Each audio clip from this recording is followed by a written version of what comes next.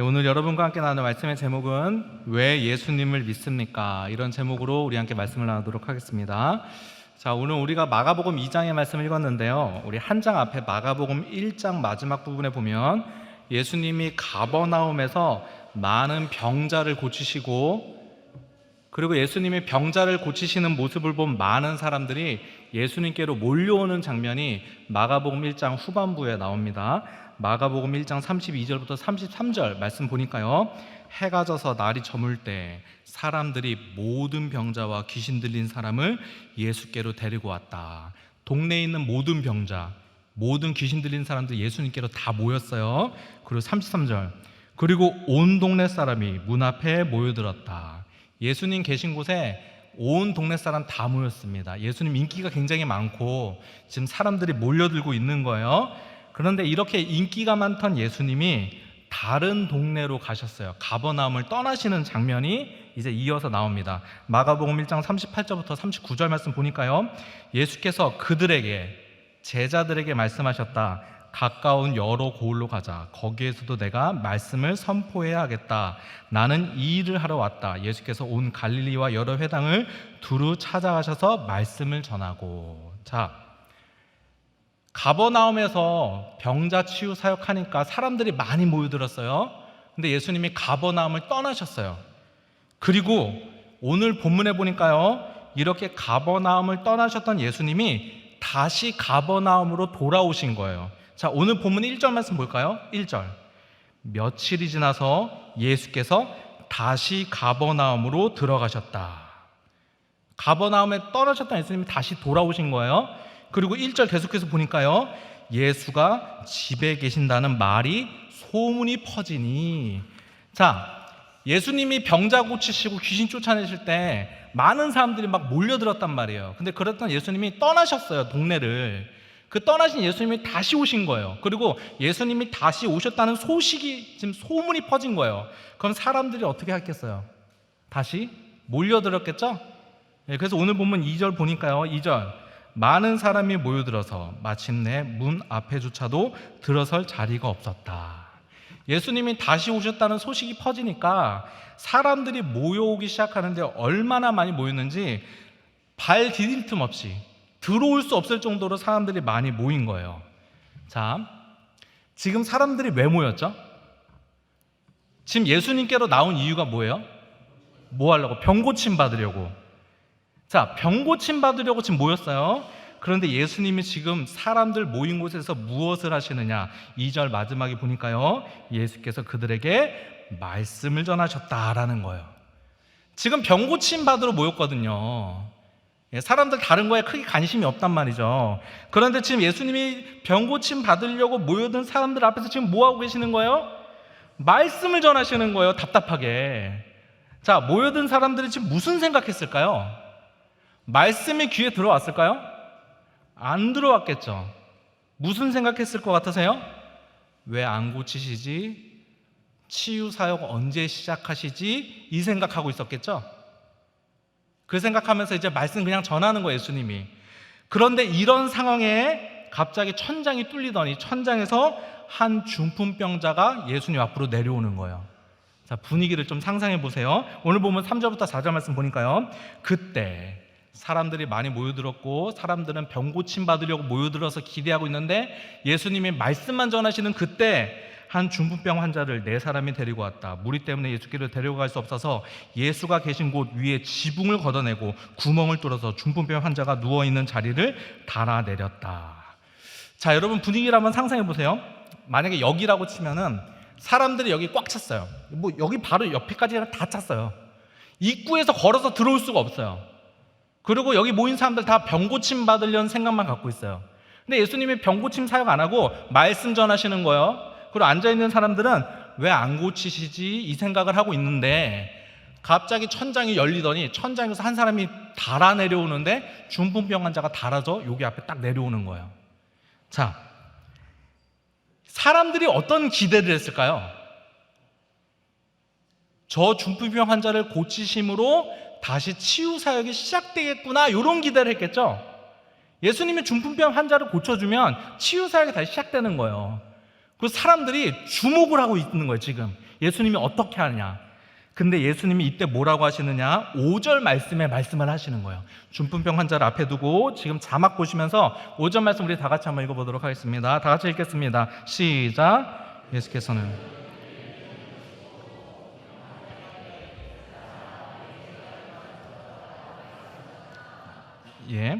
지금 예수님이 중풍병자를 고쳐주시는 것이 아니라 지금 뭐라고 말씀하셨냐?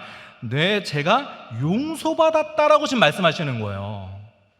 자, 이게 쓸데없는 말입니다. 지금 이게 할 필요가 없는 말이에요. 왜 그러냐? 첫 번째로 네, 제가 용서받았다라는 이 말씀을 하신 이후에 병 고침 받지를 않았어요. 그러니까 이유는 모르겠지만 만약에 예수님이 내 죄가 용서받았다 하고 고침받았어요. 중풍병자가 일어났어요. 그러면 왜 그것 때문에 일어났는지 모르겠지만 하신 이유가 있는 거잖아요. 죄가 용서받았다 하고 병이 고쳐졌으니까. 근데 이 말씀하시고 고쳐지지가 않았어요. 이 말씀하시고 이 다음에 11절 12절에 보면 일어나라 해서 일어나게 하세요. 그러니까 고치려고 말씀하신 게 아니란 말이죠.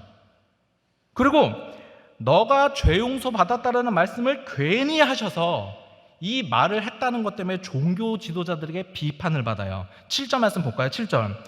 이 사람이 종교 지도자들이 속으로 하는 말이에요. 예수님이 죄 용서 받았다라고 말하니까 이렇게 종교 지도자들이 말합니다. 이 사람이 어찌하여 이런 말을 한단 말이냐? 하나님을 모독하는구나. 하나님 한 분밖에 누가 죄 용서할 수 있는가 하였다. 이렇게 비판을 받게 되는 거예요. 아니, 괜히 고치시는 것도 아니고, 그리고 죄 용서함 받았다라고 말씀하셔서 괜히 비판을 받는 거잖아요. 고치시는 것도 아닌데 그럼 뭐하러 죄 용서 받았다라고 말씀하셨냔 말이죠. 왜 말씀하셨을까요? 이거 그 답이 9절 10절에 나옵니다. 9절 말씀 보겠습니다. 중풍병 환자에게 내 죄가 용서받았다 하는 말하는 것과 일어나서 내 자리를 걷어서 걸어가거라 하고 말하는 것 가운데 어느 쪽이 더 말하기 쉬우냐? 뭐가 더 쉽다는 거예요? 고치는 게 쉽다는 거예요? 죄 용서하는 게 쉽다는 거예요? 고치는 게 더 쉽죠. 누가 죄를 용서하겠어요? 그러니까 죄 용서함 받았다라고 내가 말했는데 죄 용서하는 것이 훨씬 어렵다는 말이에요. 그럼에도 불구하고 내가 죄 용서함 받아라라고 말한 이유가 무엇이에요? 10절. 그러나 내가 힘들지만 그게 더 어려운 일이지만 그게 누구나 말할 수 있는 것이 아니지만 그러나 내가 그렇게 말한 이유는 인자가 땅에서 죄를 용서하는 권세를 가지고 있음을 너희에게 알려주려고 말씀하셨다는 거예요. 자, 예수님이 왜 죄 용서함 받았다라고 말씀하신 거예요? 예수님이 말하고 싶은 메시지가 있는 거예요. 근데 그냥 말로 하는 게 아니라 중풍병원에서 내려올 때 퍼포먼스를 하시는 거예요. 그 퍼포먼스를 통해서 뭔가를 말씀하고 싶은 것이 무엇이냐? 예수님이 이 땅에 오신 것은 죄의 문제를 해결하기 위해 오셨다는 것을 알려주시기 위해 의도적으로 중풍병자에게 죄 용서함 받아라라고 말씀하셨다는 것입니다. 자, 여러분 한번 생각해 보세요. 지금 사람들이 예수님께 왜 모여들었죠? 뭐 하려고요? 병 고침 받으러 나왔습니다.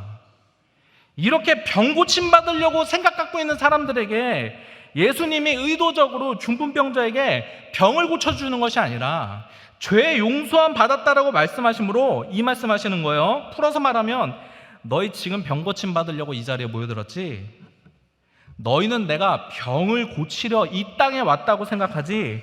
그러나 내가 이 땅에 온 것은 너희의 병을 고치러 온 것이 아니라 내가 이 땅에 온 것은 너희의 죄의 문제를 해결하러 이 땅에 온 것이야. 이 말씀을 예수님께서 하고 싶으셨던 것입니다. 여러분, 예수님이 이 땅에 오셨어요. 예수님 왜 오셨죠? 여러분, 예수님 믿으시죠? 신앙생활 하시죠? 여러분, 무슨 기대를 가지고 신앙생활 하십니까? 다르게 질문하면 여러분, 기독교의 본질이 무엇입니까?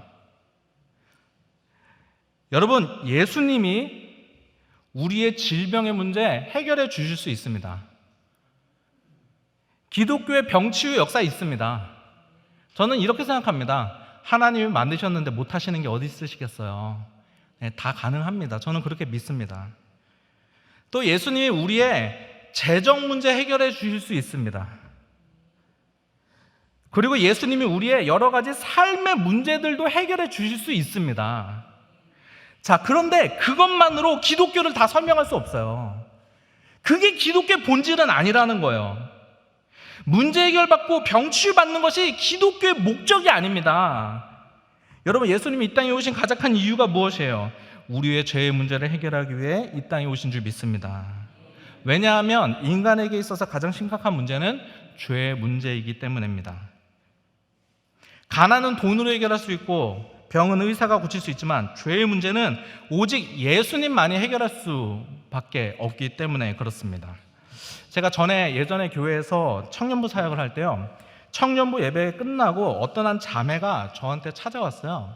그리고 저에게 부탁을 하는데 그 부탁의 내용이 무엇이었냐 하면요, 자신의 친척 중에 20대 자매가 있는데 26살인가 그랬어요. 친척 중에 20대 자매가 있는데 지금 온몸에 암이 다 퍼져서 시한부 인생을 살고 있다는 거예요. 교회를 다니지 않고 신앙생활하지 않는 자매인데 제가 그 병원에 가서 복음을 전해줄 수 있느냐는 부탁이었습니다. 제가 알겠다고 대답하고 그 다음 주 중에 바로 병원으로 갔습니다. 제가 가면서 이야기를 들어보니까 가족들이, 그 자매는 가능성이 없는 상태였어요. 시한부 인생이에요. 가족들이 시한부 인생이라는 것을 말하지 않았대요. 그래서 그 자매는 자기가 곧 치료받으면 나을 수 있다고 생각한다는 거예요. 그런데 제가 가서 보니까 정말 죽음이 코앞에 있는 상태였습니다. 실제로 제가 그때 병원을 방문하고요, 2개월 후에 세상을 떠났어요. 그러니까 진짜 죽기 직전의 상태인 거예요. 제가 신방을 가서 그 자매에게 조심스럽게 말을 꺼냈습니다. 자매님은 죽게 될 것입니다. 더 많은 얘기를 했지만 요약하면 이거예요. 그러나 죽음이 끝이 아닙니다. 죽음 이후에 천국과 지옥으로 나누어지며 천국을 가려면 죄의 문제를 해결해야 하는데 그 어떤 노력으로도 죄의 문제를 해결할 수 없습니다. 죄의 문제는 나의 죄를 대신하여 십자가에 죽으신 예수님을 믿음으로만 해결할 수 있습니다.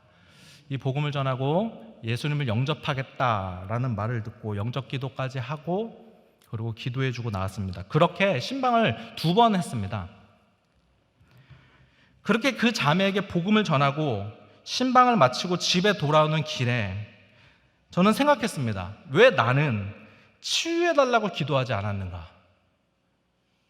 여러분, 죽음을 앞둔 사람에게 신방 가서 고쳐달라고 기도할 수도 있잖아요. 목사인데 고쳐달라고 기도할 수 있잖아요. 나는 왜 고쳐달라는 기도할 생각을 안 했을까라는 생각을 해봤습니다. 제가 고쳐달라고 기도하지 않은 이유는 병 고침 받은 것보다 더 중요한 문제는 죄의 문제를 해결하여 구원받는 것이 더 중요한 문제였기 때문입니다. 여러분, 지금 이 시대도 똑같습니다. 여러분, 예수 믿어서 부자 되는 것보다, 예수 믿어서 병 고침 받는 것보다 더 중요한 문제는 죄의 문제를 해결하여 우리 영혼의 삶, 구원의 문제를 해결하는 것인 줄 믿습니다. 여러분, 우리 사람은 죽잖아요. 우리 다 죽습니다. 여러분, 죽으면 어떻게 될까요? 알고 계시나요? 네, 어린아이가 대답을 하네요. 뭐라 하는지 모르겠는데 히브리서 9장 27절에 나오죠. 우리 죽은 다음에 어떻게 되는지 자막에 한번 보시면서 히브리서 9장 27절에 보니까요, 사람이 한 번 죽는 것은 정해진 일이요 그 뒤에는 심판이 있습니다 라고 성경이 말을 합니다. 죽죠? 죽은 다음에 어떻게 돼요? 심판이 있어요. 이 말은 심판 이후에 천국과 지옥으로 나누어진다는 거예요. 천국과 지옥은 있습니다. 지옥 있습니다. 예수님이 지옥 언급하셨죠? 지옥 언급하셨잖아요.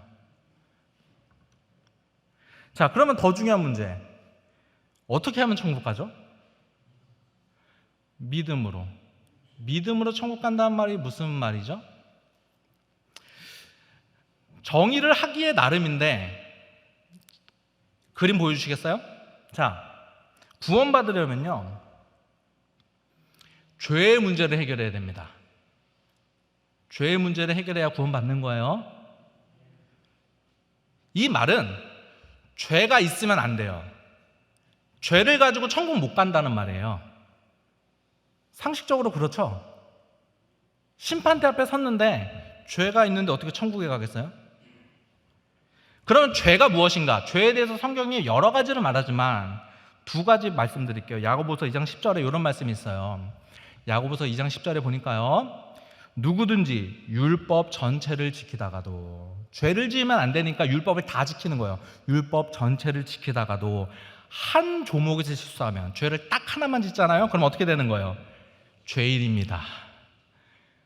예, 하나만 지으면 죄인이요. 이게 비교적 죄를 안 짓고가 아니에요. 자, 여러분, 죄 하나도 없는 사람이 있을까요? 이게 가능할까요? 이거 사람마다 생각이 다르죠? 수행하는 사람도 있을 수 있잖아요. 도 닦듯이. 그리고 실제로 예수님 시대에 종교 지도자들은 자신들이 죄가 없다고 생각했어요. 진짜로요.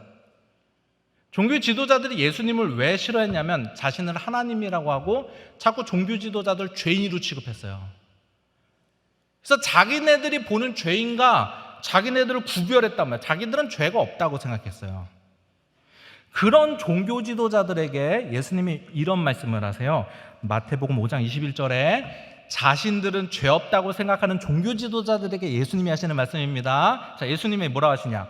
옛사람들에게 말하기를, 이 옛사람들에게 말하기는, 이 말은 구약 성경에는 이 말이에요. 구약 시대 사람들에게 말했던 십계명을 말하는 거예요. 옛사람들에게 말하기를 살인하지 말아라. 십계명이죠? 그러니까 이런 말이에요. 너네 십계명 알지? 십계명에 살인하지 말라는 계명 알지? 누구든지 살인하는 사람은 재판을 받아야 할 것이다 한 것을 너희는 들었다. 너네 십계명 중에 살인하지 말라는 계명 알지? 너네 살인 안 했으니까 죄 없다고 생각하지 이 말이에요. 너네 계명 지켰다고 생각하지 이 말이에요. 근데 22절 이어서 보니까 예수님 뭐라고 하시냐? 그러나 나는 너희에게 말한다. 자기 형제나 자매에게 성내는 사람은 누구나 심판받는다. 자, 나는 살인하지 않았으니까 계명 지켰어. 나 죄 없어 라고 생각하는 사람들에게 예수님이 율법을 재해석해 주시는 거예요. 무슨 말씀을 하시는 거예요? 마음속으로 짓는 죄도 죄야 이 말이에요. 이런 말씀을 계속하세요. 말씀에 보면 마태복음 5장 27절 말씀에서도 이런 말씀 또 하세요. 간음하지 말아라 하고 말한 것을 너희는 들었다. 이런 말씀이에요. 너네 십계명에 간음하지 말라는 계명 알지? 너네 그거 들었지? 너네 간음 안 했으니까 너네는 죄 없다고 생각하지? 그런데 28절 말씀 보세요. 그러나 나는 너희에게 말한다. 해석해 주세요. 여자를 보고 음욕을 품는 사람은 이미 마음으로 그 여자를 범하였다. 마음으로 짓는 죄도 죄라는 거예요. 율법을 다시 재해석을 다 완전 뒤집어 엎는 거예요. 자, 하나만 죄를 지어도 죄인이에요. 마음으로 짓는 죄도 걸려요. 심판대 앞에 딱 섰을 때 하나님이 죄 있느냐를 보시는데 마음속까지 보신단 말이에요. 의도 이거 얼마나 무서운지 아십니까? 제가 얼마 전에 다윗이 밧세바 범했죠. 밧세바 범했어요. 근데 임신했어요. 죄잖아요. 숨겨야 되는 거예요. 그래서 어떻게 했어요? 처음에는 그 남편 우리아에게 집에 들어가서 쉬어라. 그러면은 자기 애가 아니고 우리아 애처럼 하려고. 근데 충신이라서 안 쉬어요. 그래서 어떻게 했어요? 전투에 보내요. 우리아를. 그리고 의도적으로 살짝 우리아만 전방에 냅두고 다 뒤로 빼게 해요. 그래서 전쟁에서 죽었어요. 자, 누가 죽인 거예요? 다윗이 죽인 거예요. 근데 사람들은 모르잖아요. 자, 이건 성경에 안 나오지만 우리아가 죽었을 때 다윗이 어떻게 반응했을까요? 사람들 앞에서 슬퍼했을 거예요. 죄책감이 아니에요. 죄책감이 있으면 그렇게까지 안 가죠. 그 상태는 양심에 화인 맞은 상태예요. 슬퍼했겠죠. 슬퍼하는 척을 했다는 거예요. 그리고 사람들에게 뭐라고 말했을까요? 성경에 안 나오지만 충분히 상상할 수 있습니다. 정말 충성스러웠던 장군 우리아를 잃었다고 그를 높여줬겠죠. 사람들이 다윗을 보면서 뭐라고 했을까요? 정말 좋은 왕이다. 부하를 사랑하는 아끼는 왕이다 라고 했을 거예요. 근데 하나님 보실 땐 뭐예요? 살인자예요. 이게 의도라니까요. 의도는요, 우리 자신도 속습니다. 우리도 몰라요. 여러분, 회개가 언제 나오는지 아십니까? 나는 죄인이라고 생각을 안 하는 사람이에요. 근데 내가 얼마나 죄인지를 깨달을 때 회개하는 거예요. 죄인지를 아는 사람은 그렇게까지 안 가요. 하나님 마음속까지 보신다니까요. 의도까지 하신다니까요. 여기 심판대 앞에 여러분 통과할 수 있는 사람 있다고 생각하십니까? 여러분 심판대 앞에 여러분 하나님이 내가 너를 왜 천국에 보내야 되지? 너 분명 죄 있는데 내가 너를 왜 천국에 보내야 하자면 뭐라고 대답하실 거예요?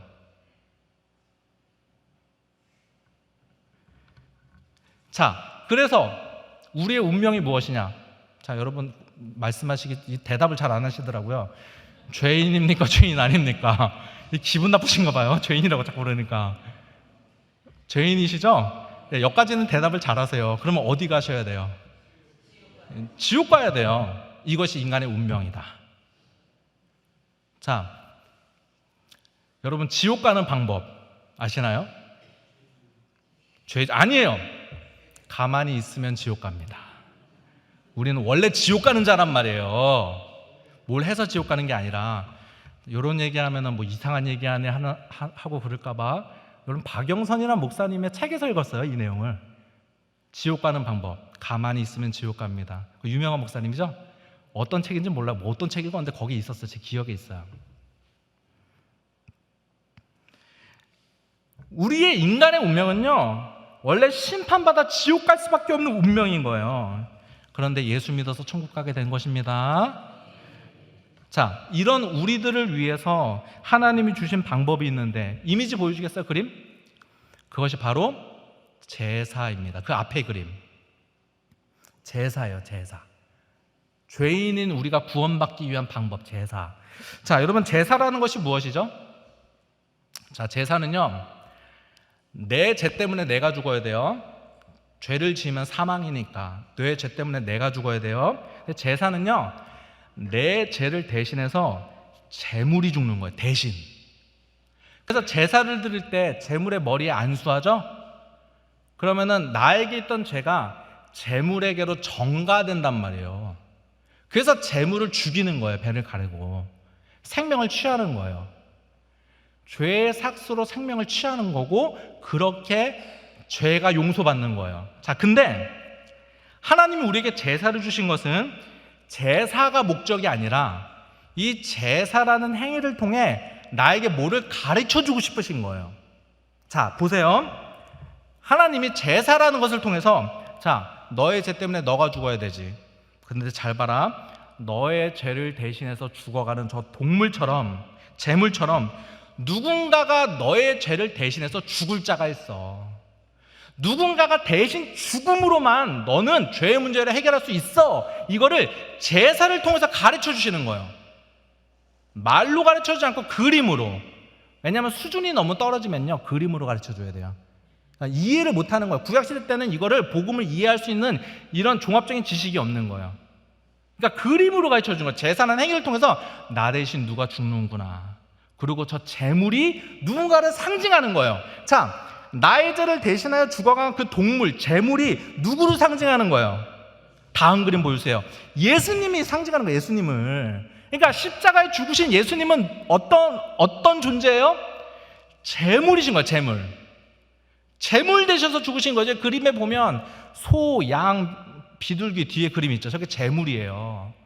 여러분, 예수님은 죄가 없으시잖아요. 예수님이 근데 왜 십자가에 달려 죽으셨습니까? 나의 죄를 대신하여 십자가에 달려 죽으신 거예요. 그래서 여러분 고린도 후서 5장 21절 말씀에 보니까요 이런 말씀이 있습니다. 하나님께서는 죄를 모르시는 분에게, 이게 누구예요? 예수님에게 우리 대신으로 죄를 씌우셨다는 거예요. 대신. 자, 그러면은 여기 자막에 보면요 저 죄를 모르는 분이 예수님이잖아요. 그러면 그냥 분명하게 하나님께서는 예수님에게 우리 대신으로 죄를 씌우셨습니다라고 말하지. 그럼 분명하잖아요. 왜 예수님이라고 하지 않고 죄를 모르는 분이라고 표현했을까요? 죄를 모르는 분이라고 표현을 하면 죄를 모르는 자가 누구냐? 논쟁이 생기잖아요. 예수님뿐만 아니라 다른 자도 후보가 될 수 있잖아요. 왜 이렇게 표현했을까요? 자, 여러분, 우리 죄를 대신하여 죽음으로 죄를 용서함 받으려면요 그 조건이, 자격 조건이 죄가 없어야 됩니다. 죽는다고 용서받는 게 아니에요. 대신 죽을 수 있는 게 아니에요. 대신 죽는다고 아무나 죽어서 죄 용서받는 게 아니에요. 죄가 없는 자가 죽어야 되는 거예요. 예를 들면은 만약에 제가 실제로 그 정도까지는 아니지만 우리 오늘 기도하신 우리 권사님 김지수 권사님께서 저랑 둘이 친해서 사람을 둘 다 이렇게 합해서 사람을 한 명 죽였어요. 그래서 우리 깜빵에 들어갔습니다. 그리고 판결이 딱 내려졌는데 사형이에요. 사람 죽였으니까. 그래서 죽을 날만 기다리고 있는 거예요 이제. 자, 그런데 제 이름이 먼저 불려졌어요. 김동빈 나와. 그래서 이제 제가 사형장에 막 끌려가는데 우리 권사님이 갑자기 이런 말씀 하시는 거예요. 안 돼요, 안 돼요. 우리 목사님 죽으면 안 돼요. 내가 대신 죽을 테니까 우리 목사님을 살려주세요 라고 말씀하셨다면 이게 말이 됩니까, 안 됩니까? 왜 안 되는지 아세요? 내일 죽으셔야 되거든요. 내일 집행일이에요, 내일. 여러분 생각해 보세요. 내일 죽을 사람이 어떻게 오늘 죽을 사람을 대신하여 죽음으로 죄 용서함 받을 수 있겠어요?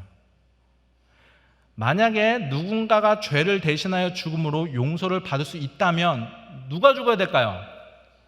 죄 없는 자가 죽어야 되죠. 자, 여러분 이 땅에 죄 없는 자가 있습니까? 공자도 성인이고요, 맹자도 성인입니다. 뛰어난 사람들이에요. 그러나 그들은 죄인이에요. 어떻게 죄인이라고 말할 수 있는지 아십니까? 죽었잖아요. 죽었다라는 것 자체가 죄인이라는 증거예요. 여러분 죄가 없으면 죽지 않아요. 여러분은 인간이 원래 죽는 존재가 아니었어요. 왜 죽게 됐냐면 죄 때문에 죽게 된 거예요.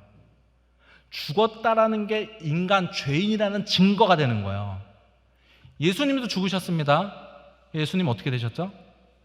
살아나셨어요. 예수님이 부활하셨다는 것 자체가 그는 죄가 없으신 우리의 구원자가 되신다는 게 증명이 되는 거예요. 만약에 예수님이 이 땅에 오셔서 나 메시아야, 나 구원자야 하면서 막 기적 일으키고 말씀 전하시고 근데 죽으셨는데 그냥 무덤에 묻혀서 끝났다. 그럼 사기꾼이에요. 본인도 죄인이에요. 뛰어난 사람이었을 뿐이에요. 뭔가 신비한 영적인 힘을 지니고 있었던 그냥 존재인 거예요. 근데 죄가 없는 자는 아니었던 거예요. 죽었다면. 근데 예수님이 어떻게 되셨어요? 살아나시는 거예요. 그래서 그분이 우리의 구원자가 되시는 거예요. 자, 그래서 고린도후서 5장 21절에 하나님께서는 죄를 모르시는 분에게, 이 표현은요 오직 예수예요. 오직 예수. 구원자가 오직 예수밖에 없는 거예요. 여러분 종교 다원주의라고 아십니까? 거기서 말하는 게 뭔지 아십니까? 구원의 길이 하나 있으면 이렇게만 올라가야 되냐? 아니다. 이렇게도 올라가고 저렇게도 올라가고 여러 가지 길로 올라갈 수 있다는 거. 목표점은 같다는 거예요. 여러분 아니에요. 기독교는 올라가는 게 아니라 하늘에서 인카네이션, 성육신하는 거, 하늘에서 내려오는 거예요. 자격 조건을 가진 자가 오직 예수밖에 없단 말이에요. 그래서 구원자는 오직 예수인 것입니다. 여러분 그래서 그림 보여주세요. 다음 그림. 자, 결론을 향해 가고 있습니다. 구원은 예수님이 나의 죄를 대신하여 십자가에 달려 죽으심을 믿음으로 받는 거예요. 자, 믿음으로 받는다. 이건 좀 부족해요. 그게 무슨 믿음인지를 설명해 줘야 돼요. 무슨 믿음이냐? 예수님이 나의 죄를 대신하여 십자가에 달려 죽으심을 믿는 거예요. 자, 교회 다닌다고 구원받는 거 아닙니다. 교회 다닌다고 구원받는 거 아니에요. 예수님을 믿음으로 구원받는 거예요. 교회 다녀도 믿음 없는 사람이 있어요. 자, 교회 다니는데도 구원받지 않는 사람이, 못한 사람이 있어요. 당연한 거예요, 여러분. 자, 새신자가 전도됐어요. 교회 왔어요. 그럼 천국 백성입니까? 교회에 와서 복음을 듣고 영접하여 구원받는 거예요. 교회 다닌다고 구원받는 거 아니란 말이에요. 어떤 행위로 구원받는 게 아니란 말이죠. 뭘 해서 입술로 고백하면 고백해, 이게 아니란 말이에요, 여러분. 여러분 초대교회 때는요 고백한다는 것이, 자, 고백하면 잘못하면 죽거든요. 나 예수 믿는 사람이야. 그러면 잡혀갔어, 잘못하면. 그리고 잘 보세요. 예수 믿는 사람이야 라면 잡아갈 수 있어요. 잡히면 그냥 죽음이에요. 근데 너 예수 믿어? 그럼 나 믿어. 말씀하시겠습니까? 여러분 말씀하시겠어요? 너 예수 믿어? 잡아갈 수도 있잖아요. 사기꾼일 수도 있잖아요. 실제로 초대교회 안에 서로 사기를 쳐서, 그러니까 거짓으로 예수 믿는 자를 밝혀내는 사건들이 있었단 말이에요. 그러면 교회 안에 신뢰가 깨지잖아요. 그래서 그들이 어떻게 했어요? 예수 믿어라고 말하지 않고 뭘 했어요? 물고기 그림 그렸다니까요. 그림으로. 이게 예수 믿는 표시였어요. 그러니까 자, 나는 예수 믿습니다. 이 고백은 생명 거는 거죠. 그게 예수 믿는 거예요. 삶의 방향을 돌이키는 거예요. 예수 믿는 삶의 그게 예수를 주로 시인한다는 거예요. 그게.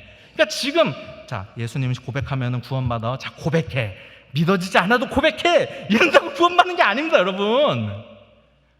그건 삶을 얘기하는 거예요. 아시겠죠? 자, 초대교회에서 세례를 줘요. 세례 받으면 구원받는 게 아니에요. 구원받은 사람에게 세례를 주는 거예요. 세례를 줌으로 교회가 이 사람은 구원받은 하나님의 백성입니다라는 걸 보증하는 거예요. 자, 어떤 사람이 있어요? 나 예수 믿어. 그거 어떻게 믿어요? 보증을 해주는 거예요. 교회가. 나 세례 받았어. 교회가 보증이 되는 거예요. 세례 받으면 구원받은. 그래서 세례 받기 전에 어떤 걸 확인해야 돼요? 이 사람이 정말 구원받았나? 예수님을 나의 구주로 영접하였는가? 정말 신앙인인가를 확인하고 줘야 되죠? 그래서 초대교회 때는, 여러분, 초대에는요, 세례 받기가 엄청 힘들었어요, 여러분. 이해 가시나요? 지금은 약간 그게 좀 변화됐지만, 그러니까 지금은 나 세례교인입니다. 뭐 어쩌라고. 지금은 그거예요, 사실. 세례가 구원을 보증해 주지 않아요. 그렇죠? 그래서 철저히 하려면 구원을 확인하고 세례를 줘야 돼요. 나 세례 받았어. 여러분, 세례 받았다고 구원받는 거 아닙니다. 여기서 말하는 세례는 교회에서 행하지는 예식으로서 세례를 말하는 거예요. 예수님을 믿어야 구원받는 거예요. 예, 제 말씀에 맞다고 생각이 동의가 되시죠? 자, 나의 죄를 대신하여 십자가에 죽으신 예수님을 믿는 이것이 바로 신앙생활의 시작되는 것입니다. 예수님을 믿고 시작되는 거예요. 자, 기독교는 돌을 닦듯이 내가 뭐 기도도 열심히 하고 종교 생활도 열심히 하고 뭐 예배 생활도 열심히 해서 수준이 올라가서 어느 경지에 이르면 구원받는 게 아니라 여기에 있는 자가 예수님을 영접함으로 시작되는 거예요. 그냥 출발되는 거예요. 단계를 넘어가는 거예요. 예수님을 믿음으로 구원받은 하나님의 백성이 되고 그 다음에 성숙과 신앙의 삶이 있는 거예요. 이걸 똑바로 아셔야 돼요. 예수님을 믿는 것은 구원은 취소가 안 돼요. 시작된 거예요. 하나님의 백성이에요. 자녀예요. 아무리 뭐 뒤집어 엎고 내가 아니라고 해도 자녀는 자녀잖아요. 신분이에요. 그리고 몸과 머리의 관계예요. 분리되지 않는단 말이에요. 하나님은 변개치 않으신단 말이에요. 그 다음에 이 예수님을 믿는 고백 이후에 신앙의 성숙의 삶을 이루어 나가야 되는 거예요. 그러니까 기본이 먼저 돼 있어야 된단 말이죠. 예수님을 바르게 믿는, 영접하는 마음이. 자, 다음 그림 보여주시겠어요?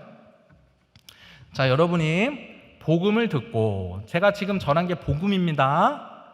복음을 듣고 예수님이 나의 죄를 대신하여 십자가에 죽으셨다는 사실이 그냥 믿어져요. 그러면 구원 받은 거예요, 이미. 자, 표현으로는 믿어야 구원받는다고 말하지만 아니에요. 구원이 먼저예요. 복음을 들었을 때, 그렇지, 예수님이 나의 죄를 대신하여 십자가에 달려 죽으셨지, 그냥 받아들여져요. 그럼 이미 구원받은 것입니다. 에베소서 2장 8절부터 9절 말씀 보니까요, 여러분은, 이거 에베소 교회에 하는 말씀입니다. 교회에, 예수님 믿는 자들에게 하는 말이에요. 믿는 자들에게 너희가 어떻게 구원받았는지를 설명해 주는 거예요. 왜냐하면 이게 신앙생활에 중요해요. 구원받은 사람이 내가 무엇으로 어떻게 구원받는지를 아는 것이 신앙생활에 아주 중요한 거예요, 여러분.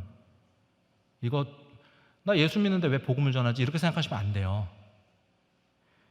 여러분은, 예수 믿는 여러분은 믿음을 통하여, 믿음으로가 아니라 믿음을 통하여, 설명하면은 믿음은 하나님이 우리에게 주시는 구원이 전달되어진 통로라고 생각하시면 돼요. 믿음을 통하여, 자, 무엇으로 구원을 얻어요? 은혜로 구원을 얻었습니다. 은혜로. 이것은 여러분에게서 난 것이 아니요 하나님의 선물입니다. 자, 보세요. 만약 내가 믿어서 구원을 받았다면 이것은 은혜 아닙니다. 공로죠. 내가 믿었잖아요. 공로란 말이에요. 내가 믿었잖아요. 공로예요. 만약에 내가 믿어서 구원받았다면 이거 선물 아닙니다. 대가죠. 믿은 것에 대한 대가로 주는 거잖아요. 9절 말씀 볼까요? 에베소 2장 9절. 행위에서 난 것이 아닙니다. 여러분, 믿어서 구원받잖아요? 그러면 믿음이라는 것도 행위라니까요. 믿음도 행위예요. 난 믿은 거예요. 행위란 말이에요. 그래서 믿어서 구원받는다고 우리가 표현하고 그래 보이지만 사실 구원받았기 때문에 믿어지는 것입니다. 하나님의 선행적 은총, 좀 어려운 말인데 선행적 은총이 먼저란 말이에요. 여러분, 찬양팀 나오세요. 예수님이 여러분의 죄를 대신하여 십자가 달려 죽으셨다는 사실이, 이것이 믿어진다는 것이 얼마나 감사합니까? 얼마나 놀라운 은혜입니까? 우리 그냥 구원해 주셨잖아요. 그냥 선택하셔서 구원해 주셨다는 사실이 얼마나 감사해요. 여러분, 이 신앙 위에 여러분 신앙생활 할 수 있는 여러분 되시기를 주님의 이름으로 부탁드립니다. 이 시간 우리 다 일어나서